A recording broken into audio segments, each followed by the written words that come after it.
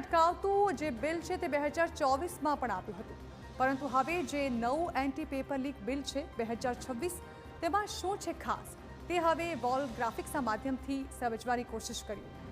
તો 2026ના બિલમાં ખાસ જે બાબતો છે તેની વાત કરવામાં આવે તો હવે નકલ કરનારને 10 વર્ષ સુધીની જેલની સજા ફટકારવામાં આવશે, જે પહેલા 3 થી 5 વર્ષ હતી।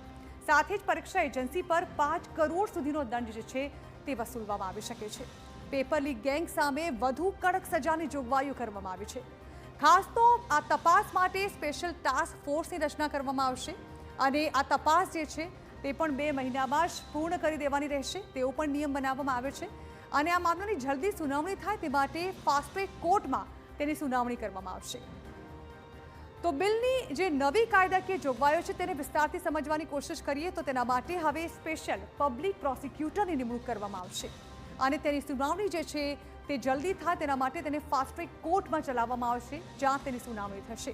હાઈકોર્ટની બેન્ચમાં અપીલની સુવિધા જે છે તે પણ આપવામાં આવી છે અને 30 દિવસમાં જ અપીલ કરવાની જોગવાઈ આપવામાં આવી છે।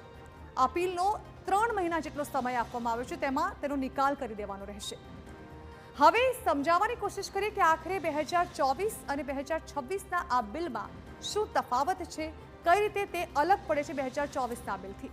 તો 2024માં 3 થી 5 વર્ષની જેલની સજા હતી, જે વધારીને હવે 5 થી 10 વર્ષની જેલની સજા કરવામાં આવી છે।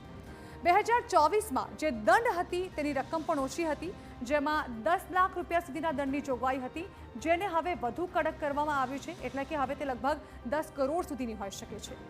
2024માં કઈ રીતની સજા હતી તેની વાત કરવામાં આવે તો 2024માં 5 વર્ષની જેલ અને 1 કરોડનો દંડ ફટકારવામાં આવતો હતો, તેને વધારીને હવે 7 વર્ષની જેલ અને 10 કરોડનો દંડ ફટકારાશે।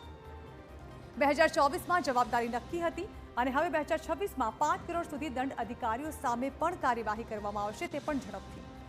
2024માં અલગ જોગવાઈ નથી। 2026માં એસટીએફ અને 2 મહિનાની સમય મર્યાદા નક્કી કરવામાં આવી છે, ત્યાં સુધી તેનો નિકાલ કરવાનો રહેશે।